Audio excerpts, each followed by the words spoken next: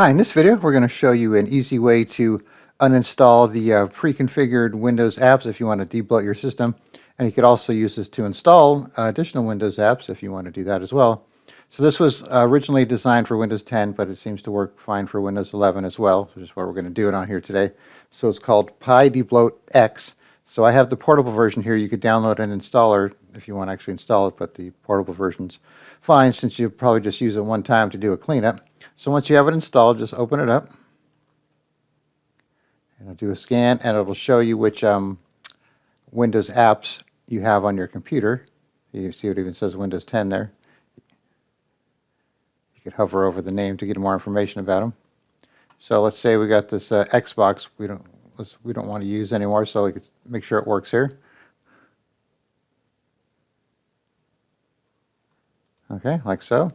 So let's check the box here. Let's get rid of the game bar as well, so we could do two of them. And you could obviously select all or deselect all. Let's click on install. Tells you how much space you're going to free up.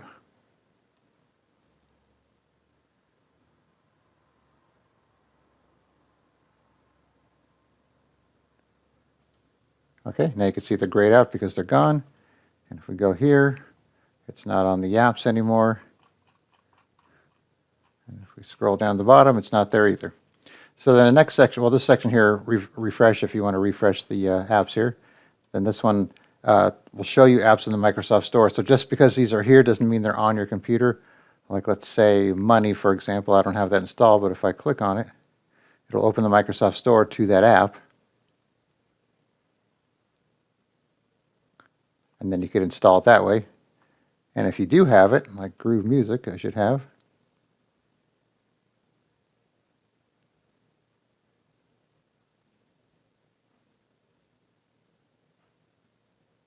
Then you could open it from here as well. Like I said, it's just apps that you may or may not have on your computer, but they're apps for Windows on the Windows Store or the Microsoft Store, typically, by Microsoft, obviously. And then this one here will just take you to the GitHub page for the app, and this is just about, and then obviously to close it. So once again, just run it, pick the ones you want to uninstall, click on install, and then you'll be good to go. So I will put a link in the description where you could download this, and you could check it out for yourself. All right, thanks for watching, and be sure to subscribe.